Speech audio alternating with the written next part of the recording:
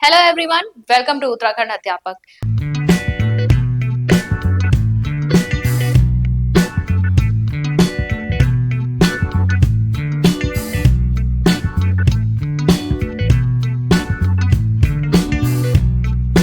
आज के वीडियो में हम डिस्कस करने वाले हैं आपका केवीएस और एनवीएस का जॉइंट नोटिफिकेशन। तो जिसका हम इंतजार बहुत समय से कर रहे थे। केवीएस और एनवीएस की वैकेंसी हमें लग रहा था कब आएगी और बहुत ज्यादा स्टूडेंट्स इसके लिए क्वेरी थी इसके हमारे पास। तो यहाँ पर देखिए, यहाँ जॉइंट नोटिफिकेशन निकला है आपका केवीएस और एनवीएस का। नोटिफिकेशन आपका ये जो है परसों ही आ गया था, बट आउट ऑफ टाउन होने की वजह से मैं वीडियो आज बना रही हूँ और मुझे लगा कि सारी ही डिटेल्स हमें यहाँ पर कवर करनी चाहिए, क्योंकि आपको चेंजेस देखने को मिलेंगे। हमने भी बीच में ये कोर्स चलाया था, हम पुराने पैटर्न को और सिलेबस को देखते हुए इसकी तैयारी कर रहे थे, बट यहाँ पर इन्होंने कंप्लीटली सिलेबस को चेंज कर दिया है, पैटर्न को चेंज कर दिया है और बहुत कुछ अब आपको लगेगा ईएमआरएस की तरह यहाँ पर चीजें हो गई हैं। ठीक है, अब देखिए कवर करते हैं इसमें सारी चीजों को। तो केंद्रीय विद्यालय संगठन और नवोदय विद्यालय संगठन का जॉइंट नोटिफिकेशन यहाँ पर ये आया है और एक एक करके अगर हम डिटेल्स चेक करें तो यहाँ पर आप ऑफिशियल साइट चेक कर सकते हैं। ऑफिशियल साइट इनकी ये है, ठीक है, HTTPS आपका kvssangathan.nic.in या navodaya.gov.in पे जाकर आप इंफॉर्मेशन जो है ले सकते हैं। प्लस कंडक्ट ज्यादातर क्या है आपका, किसके हाथ में रहता है? सीबीएसई के हाथ में। सीटेट आपका एग्जाम होगा, केवीएस एग्जाम हो गया, ईएमआरएस एग्जाम हो गया, सब सीबीएसई कंडक्ट करवा रहा है। तो www.cbsc.gov.in पे भी जाकर आप चेक कर सकते हो। ठीक है, ऑफिशियल साइट है आपकी। बात करते हैं इंपॉर्टेंट डेट्स की। तो इंपॉर्टेंट डेट्स आपकी क्या क्या रहने वाली है? रजिस्ट्रेशन ओपन हो गए हैं आपके 14 नवंबर यानी कल से। ठीक है, 14 नवंबर 10 बजे से, सुबह 10 बजे से आपके रजिस्ट्रेशन ओपन हो गए थे। आप फॉर्म फिलिंग स्टार्ट कर सकते हैं। रजिस्ट्रेशन क्लोज होने की डेट यानी एंड डेट क्या है इसकी? 4 दिसंबर। ठीक है, 4 दिसंबर 11:50 रात को ये आपका यहाँ पर जो फॉर्म फिलिंग है वो क्लोज हो जाएगी। फी डिपॉजिट की डेट जो है वो भी ओपन होने की डेट सेम ही है, 14 नवंबर से आपका जो है ये फी डिपॉजिट होना भी स्टार्ट हो गया था। फी क्लोज होने की डेट भी आपकी सेम ही है, 4 दिसंबर जो फॉर्म क्लोज होने की डेट है। ठीक है, इन सारी चीजों को ध्यान में रखेंगे। प्लस मैं आपको बता दूं कि हाँ इन्होंने मेंशन कर रखा है, अभी आगे तो हम देखेंगे ही कि जो आपकी सारी एलिजिबिलिटीज हैं वो आपकी कब तक कंप्लीट होनी चाहिए। उसके लिए जो इन्होंने एक डेट जो दी है वो 4 दिसंबर ही है। 4 दिसंबर से पहले पहले जितनी भी एलिजिबिलिटीज आपकी टीचिंग और नॉन टीचिंग पोस्ट इसमें सभी के बारे में आया है, उनके लिए रिक्वायर्ड है, वो सारी आपकी कंप्लीट होनी चाहिए। आगे बात करेंगे हम यहाँ पर नंबर ऑफ पोस्ट। तो नंबर ऑफ पोस्ट में आपको अब बहुत सारी हैं, तो मैं एक एक करके यहाँ पर आपको बस खाली यहाँ दिखा देती हूँ कि आप देख सकते हैं, क्योंकि टीचिंग और नॉन टीचिंग दोनों में निकली है। असिस्टेंट कमिश्नर, ठीक है, 8 पोस्ट यहाँ पर है और ये बैकलॉग ऐड करके है, इन्होंने यहाँ पे मेंशन भी कर रखा है, असिस्टेंट कमिश्नर एकेडमिक्स। ठीक है, यहाँ हो गया, पर हमें जो मतलब रहता है हम उसके ऊपर चले जाते हैं। जैसे पीजीटी टीचर इन केवीएस की बात करें, पीजीटी टीचर इन केवीएस में यहाँ पर आपको 1465 पोस्ट टोटल देखने को मिलेंगी।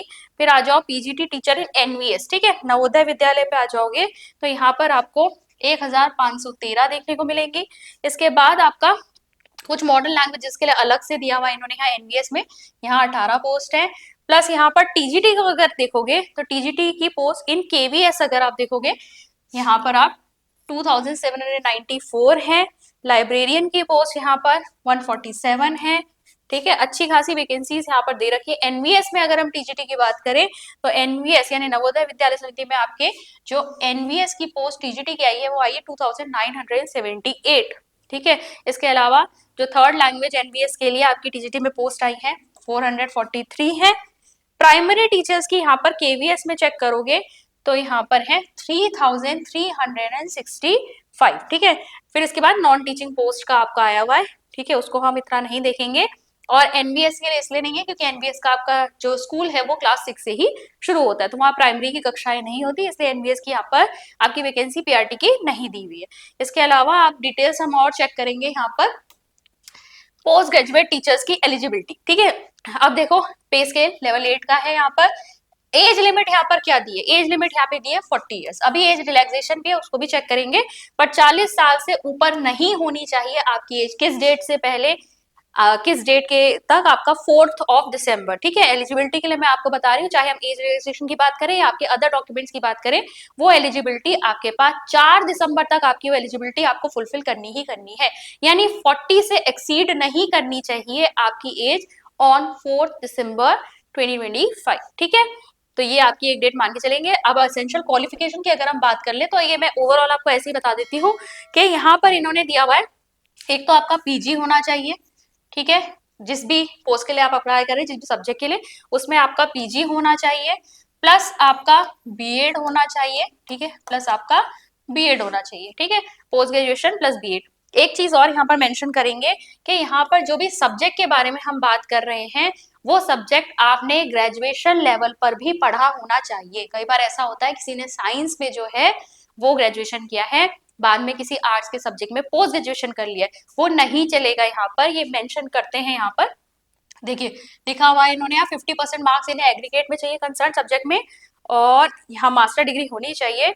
इसके अलावा इन्होंने कहा है कि जो कैंडिडेट है उसने वो कंसर्न सब्जेक्ट ग्रेजुएशन लेवल पर भी पढ़ा हो, ये इन्होंने यहाँ पे लिख रखा है, ठीक है। तो आपका अगर साइंस सब्जेक्ट है ग्रेजुएशन में और आर्ट्स में अगर आपने किया है पोस्ट ग्रेजुएशन, आप एलिजिबल नहीं है, ठीक है। जिस इंग्लिश सब्जेक्ट के लिए अगर आप कर रहे हैं और आपके पीसीएम थे, वहां इंग्लिश आपने ग्रेजुएशन में पढ़ी ही नहीं अगर, तो आप एलिजिबल नहीं है, ठीक है।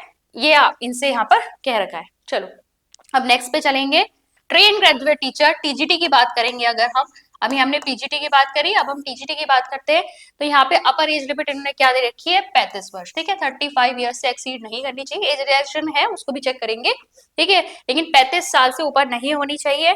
इसके अलावा इस पे तो आपका यही मांगा जाता है, ग्रेजुएशन होना चाहिए, आपका ग्रेजुएशन होना चाहिए, प्लस बीएड होना चाहिए, प्लस सीटेट 2 आपका क्वालिफाई होना चाहिए, ये आपसे मांगते हैं, ठीक है। तो 3 यहाँ पर आपके ये जो कैटेगरीज है या क्वालिफिकेशंस है वो आपकी फुलफिल होनी चाहिए यहाँ पर। नेक्स्ट हम चलेंगे पीआरटी की तरफ। पीआरटी में चेक करेंगे प्राइमरी टीचर में। अब यहाँ पर केवीएस में जो प्राइमरी टीचर है उसके लिए इन्होंने क्या मांगा है, एज लिमिट क्या होनी चाहिए, 30 वर्ष से ऊपर नहीं होनी चाहिए 4 दिसंबर तक।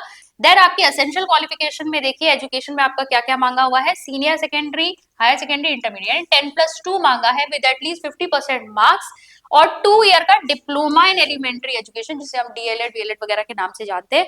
यानी आपका 12th तक होना चाहिए एजुकेशन, प्लस आपका डीएलएड होना चाहिए, ठीक है, डीएलएड बीएलएड जिस भी नाम से आपके स्टेट में चलता हो, ठीक है, कई जगह बीएलएड भी होता है। और साथ ही साथ होना चाहिए आपका सीटेट 1, ठीक है। ये आपकी एलिजिबिलिटी है कहाँ पर, ये आपकी प्राइमरी टीचर के लिए। इसके अलावा आप ये भी याद रखेंगे, आप 50% मार्क्स यहाँ पर चाहिए ही चाहिए। देन आप चेक कर सकते हैं यहाँ पर एलिजिबिलिटीज अपने सब्जेक्ट के अकॉर्डिंग। मैं सभी को डिस्कस नहीं कर रही हूँ क्योंकि अदरवाइज वीडियो बहुत लंबी हो जाएगी हर सब्जेक्ट के लिए एलिजिबिलिटीज को डिस्कस करना, पर आप इसमें ढंग से अच्छे से पढ़कर ही एक बार कीजिएगा अपना कि आपको किस तरीके से यहाँ पर आपकी एलिजिबिलिटी फुलफिल हो रही है या नहीं। एक बार बात कर लेते हैं हम एज रिलैक्सेशन की। तो एज रिलैक्सेशन में आप देख सकते हैं जो एससी और एसटीज हैं उनके लिए यहाँ पर 5 साल का एज रिलैक्सेशन है। देन यहाँ अगर हम ओबीसी की बात करें नॉन क्रीमी लेयर में 3 इयर्स का एज रिलैक्सेशन है। विमेन की बात करें ऑल कैटेगरीज, ठीक है, हर कैटेगरी के लिए अगर वो पीजीटी, टीजीटी या फिर लाइब्रेरी या पीआरटी के लिए अप्लाई कर रही हैं, ठीक है, तो उनके लिए 10 साल का रिलैक्सेशन है। तो काफी अच्छा रिलैक्सेशन यहाँ पे दिया हुआ है। यानी पीजीटी में अगर हम बात कर रहे हैं कि मैक्सिमम एज लिमिट वहां पे 40 इयर्स है, तो वो फीमेल के लिए 50 हो जाएगी, ठीक है। तो इसको आप ध्यान में रखेंगे। 10 इयर्स यहाँ पर एज रिलैक्सेशन है for women candidates if they are applying for कौन सी पोस्ट के लिए, PGT, TGT, librarian and PRTs के लिए, ठीक है। इसके अलावा भी आप देख सकते हैं रेगुलर जो एम्प्लॉइज ऑलरेडी है एनवीएस और केवीएस के लिए, उनके लिए भी एज रिलैक्सेशन यहाँ पर दिया हुआ है, उसको आप चेक कर सकते हैं। फिर जो इन्होंने यहाँ पर कंट्री सर्विस कर रहे हैं अगर सेंट्रल गवर्नमेंट में, ये इसके हिसाब से इन्होंने यहाँ पर एज रिलैक्सेशन दिया है। मेन मैंने कैटेगरी वाइज आपको बता दिया कितना कितना एज रिलैक्सेशन है, उसको आपने चेक कर लिया होगा। अब हम आगे बढ़ेंगे, यहाँ पर आप चेक कर सकते हैं जो कट ऑफ डेट है, जो मैं अभी तक आपको बता रही थी डिटरमाइन करने के लिए एलिजिबिलिटी क्राइटेरिया को, चाहे हम एजुकेशनल क्वालिफिकेशन की बात करें, एक्सपीरियंस की बात करें, एज लिमिट की बात करें, वो आपकी कब होनी चाहिए, form closing date. Form closing date जो है आपकी क्या है, 4 दिसंबर है। इस ये डेट जो है इन्होंने क्या करी, एक स्टैंडर्ड रखा है कि यहाँ तक आपकी सारी एलिजिबिलिटी जो है वो फुलफिल होनी चाहिए। आगे चलेंगे और देखेंगे हम यहाँ पर मोड ऑफ सिलेक्शन। अब यहाँ पर से आपका कैच है कि इन्होंने यहाँ पर सारा का सारा प्रोसीजर ही चेंज करके रख दिया है, पूरा सिलेबस, पूरा पैटर्न आपका यहाँ टीयर 1 टीयर 2 सिस्टम हो गया है, प्लस इंटरव्यू और स्किल टेस्ट तो पहले से ही यहाँ पर होता था। अब देखो इन्होंने क्या किया है, 2 टीयर का एग्जामिनेशन है, ठीक है। 2 टीयर का एग्जामिनेशन है फॉलोड बाय द इंटरव्यू, इसके बाद आपका इंटरव्यू भी होगा। अब इसमें से जो आपका टीयर 1 का एग्जाम है, टीयर 1 का जो आपका एग्जाम है वो एग्जाम जो है आपका सिर्फ और सिर्फ क्वालिफाइंग नेचर का है। क्वालिफाइंग मतलब यहाँ बस आपके मार्क्स वार्क्स नहीं जुड़ेंगे, बस आपको इसे क्वालिफाई करना है ताकि आप टीयर 2 को जो है वो अटेम्प्ट कर सकें।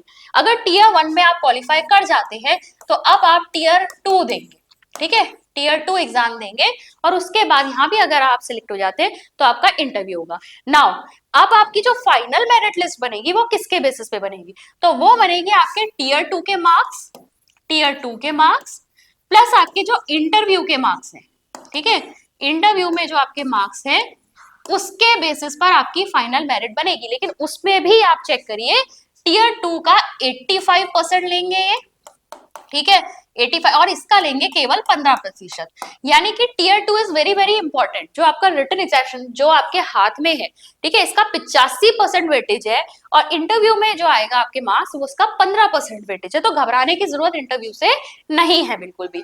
फाइनल इन्होंने मेरिट बता दी है, ये किसके बेसिस पे होगी, tier 2 exam and on your interview basis, ठीक है।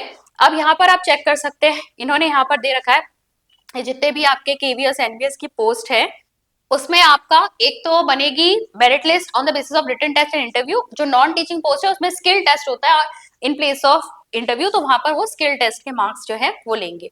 अब हम यहाँ पर चेक करते हैं कि टीयर 1 का आपका एग्जामिनेशन रहने कैसे वाला है। तो यहाँ पर चेक करो प्रिलिमिनरी एग्जाम यानी कि टीयर 1 आपका सिर्फ क्वालिफाइंग नेचर का है और ऑब्जेक्टिव मोड का है, यानी कि आपके एमसीक्यूज यहाँ पर आएंगे। प्लस देखिए यहाँ पर लिखा है ओएमआर, ओएमआर का मतलब ये है कि आप जो है यहाँ पर ये एग्जाम ऑफलाइन मोड में देने वाले।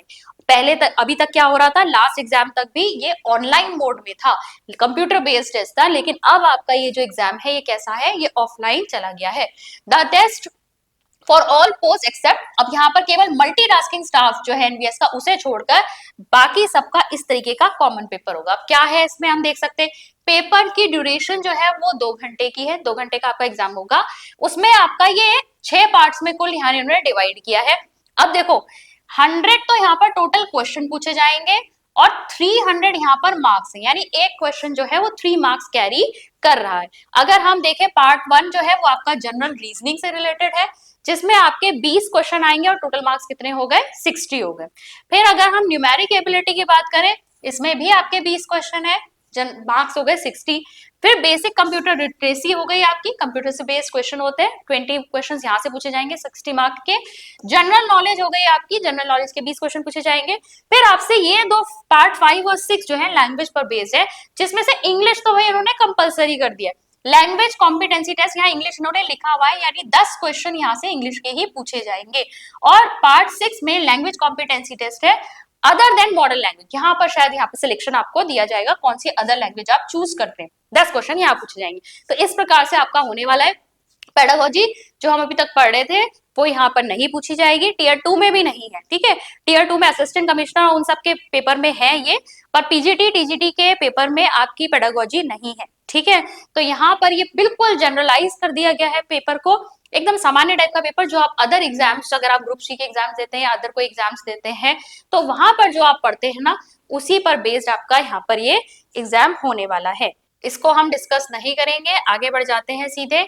यहाँ पर जैसा कि इन्होंने दिया हुआ है जो एक्सपेक्टेड नॉलेज है कैंडिडेट से, जो टीयर 1 में क्वेश्चन पूछने वाले हैं वो किस लेवल के पूछे जाएंगे, क्योंकि मुझे यहाँ पर सिलेबस जो है टीयर 1 के लिए सच कोई बहुत ज्यादा क्लियर सिलेबस नहीं दिख रहा है। तो एक्सपेक्टेड नॉलेज जो होगी टीयर 1 के लिए assistant commissioner, principal, vice principal और पीजीटीज के लिए जो पूछी जाने वाली है वो पोस्ट ग्रेजुएशन लेवल की, पीजी लेवल की होगी। अगर हम यहाँ पर पूछे टीयर 1 की नॉलेज फॉर द टीजीटीज और जो एडमिनिस्ट्रेटिव ऑफिसर वगैरह के लिए यहाँ पर पूछी जाने वाली है वो ग्रेजुएशन लेवल की होगी। और एक्सपेक्टेड नॉलेज जिन कैंडिडेट से टीयर 1 के लिए पूछा जाएंगे क्वेश्चन जो पीआरटी लेवल पर पूछे जाएंगे वो आपकी सीनियर सेकेंडरी लेवल यानी 12th तक के लेवल की होगी। यानी पीजीटीज के लिए जो है आपका पोस्ट ग्रेजुएशन लेवल के क्वेश्चंस पूछने वाले हैं वो वहां तक के पूछने वाले, उससे नीचे भी पूछ सकते हैं। इसके अलावा टीजीटीज के लिए अगर हम बात करें तो आपका ग्रेजुएशन लेवल तक के पूछने वाले हैं। और यहाँ पर अगर हम पीआरटीज की बात करें तो यहाँ ये 12th लेवल तक के यहाँ पर रखेंगे क्वेश्चंस की डिफिकल्टी, ठीक है। इस तरीके से आपका होने वाला है। फिर एक चीज और चेक कर लीजिए, नेगेटिव मार्किंग अभी तक नहीं होती थी केवीएस में, इस बार से है आपकी। तो यहाँ पर आप चेक कीजिए, टीयर 1 में हर क्वेश्चन के लिए आपको, सही क्वेश्चन के लिए तो 3 मार्क्स मिलेंगे, नेगेटिव मार्किंग यहाँ पर 1/3 है, ठीक है, 1/3, यानी कि 0.33 मार्क्स कट जाएंगे हर गलत आंसर पे। और एक और चीज यहाँ पर लिखी हुई है, वो भी चेक कर लीजिए। वो लिखा है इन्होंने कि filling up and darkening more than one response. अगर आपने ओएमआर में ना एक ही क्वेश्चन के 2 रिस्पॉन्स अगर आपने वहां पर मार्क कर दिए, उस केस में ये क्या करेंगे, उस केस में ये पूरा 1 मार्क, यानी पूरा पूरा 1 नंबर आपका डिडक्ट कर देंगे, 0.33 भी नहीं। अगर आपने यहाँ पर ए बी सी डी में से आपने ए को भी कर दिया, सी को भी कर दिया, बस 1 मार्क पूरा गया, ठीक है। तो ये आपको बिल्कुल भी मिस्टेक नहीं करनी है, ये ध्यान देना है इस पर। दूसरी चीज यहाँ पर जो लिखी हुई है, टीयर 1 में से कितने लोग ये शॉर्टलिस्ट करने वाले हैं, तो टीयर 1 में से 1:10, यानी कि एक सीट पर या एक पोस्ट पे 10 जो है लोग ये बुलाएंगे, ठीक है, यानी 10 टाइम्स ये कैंडिडेट जो है क्वालिफाई करेंगे यहाँ से टीयर 2 के लिए, और फिर टीयर 2 से 1/3 बुलाने वाले, यानी एक सीट पे आपके 3, ठीक है।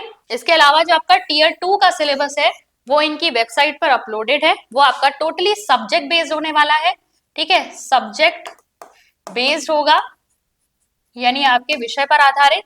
पेपर पैटर्न कैसा रहने वाला है टीयर 2 में, वो भी एक बार चेक कर लो। वैसे तो आपको पहले टीयर 1 के लिए ही तैयारी करनी है, पर फिर भी टीयर 2 को देख सकते हैं आप। यहाँ नंबर ऑफ क्वेश्चंस कितने पूछे जाने वाले, टोटल 70 क्वेश्चंस पूछे जाने वाले, जिसमें से 60 ऑब्जेक्टिव यानी एमसीक्यू टाइप होंगे, और 10 क्वेश्चंस आपके डिटेल क्वेश्चंस होंगे जहां आपको लिखने पड़ेंगे आंसर्स, ठीक है। इस तरीके का पेपर ये यहाँ पर बनाने वाले। अब ऑब्जेक्टिव के लिए तो एक क्वेश्चन 1 मार्क का है, यानी 60 क्वेश्चन है तो 60 मार्क्स, लेकिन डिस्क्रिप्टिव के लिए आपको एक क्वेश्चन 4 मार्क्स का है, यानी कि आपको 10 क्वेश्चन के लिए 40 मार्क्स जो है यहाँ पर मिलेंगे, ठीक है।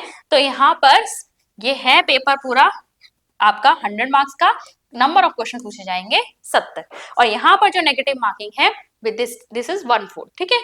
टीयर 1 में 1/3 थी, टीयर 2 में आपकी नेगेटिव मार्किंग 1/4 इन्होंने दे रखी है, यानी 0.25 marks will be deducted for any wrong answer.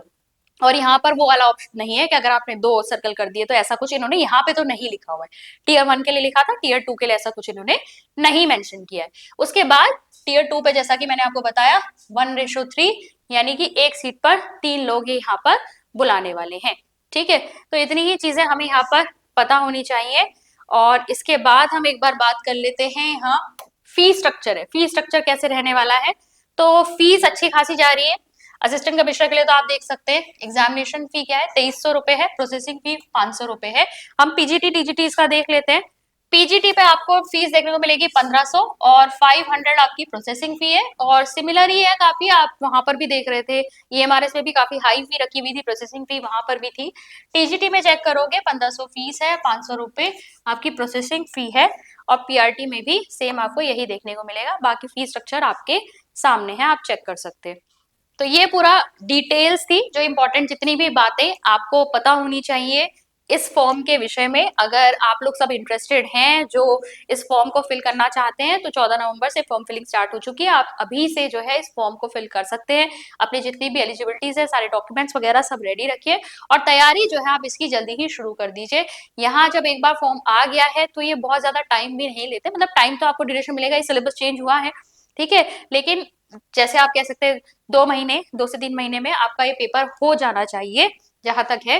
और टीयर 1 है अभी, तो पहले वो क्वालिफाई होगा, उसके बाद टीयर 2 है, फिर इंटरव्यू है, तो प्रोसेस अभी लंबी ही है, बट ठीक है। इसके अलावा आप एक बार और चेक कर लीजिएगा, इसमें शायद सेंटर का भी ऑप्शन आपको नहीं दिया है, और सेंटर जो है आपका टीयर 1 से 15 दिन पहले जो है आपको पता चलेगा, और इनके हाथ में ही है ये आपको कहाँ भेजते हैं। मुझे यहाँ पे दिखाई नहीं दिया कि यहाँ पर ये सेंटर की प्रेफरेंस जो है वो आपको देंगे।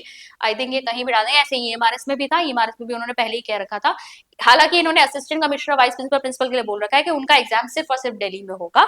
बाकियों के लिए उन्होंने कहा है नंबर ऑफ एप्लीकेशन पर डिपेंड करेगा कि कहाँ कहाँ वो कराते हैं, और फाइनल डिसीजन इन्हीं का होगा, ऐसा इनका कहना है।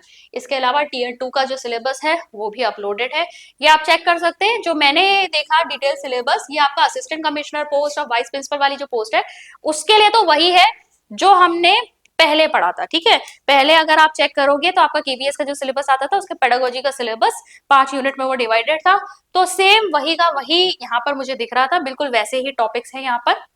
तो अगर आप चेक करें तो यहाँ असिस्टेंट कमिश्नर उन सब के लिए अगर उन्होंने पहले से पढ़ाई करी थी तो उनके लिए तो ये सही है। बट हाँ, जहाँ से सब्जेक्ट शुरू हो जाता है तो सब्जेक्ट में तो उन्होंने फिर जो है कंप्लीटली सिर्फ अपने सब्जेक्ट से रिलेटेड ही यहाँ पर सिलेबस दिया हुआ है। पेडागोजी यहाँ से भी गायब है, तो ना टीयर 1 में पूछी जा रही है, ना ही वो टीयर 2 में आपकी पूछी जा रही है।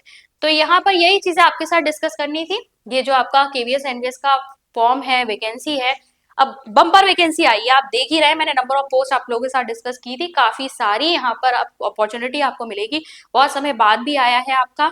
और इस तरीके की अपॉर्चुनिटी अगर आपको मिलती है तो आपको मिस नहीं करनी चाहिए।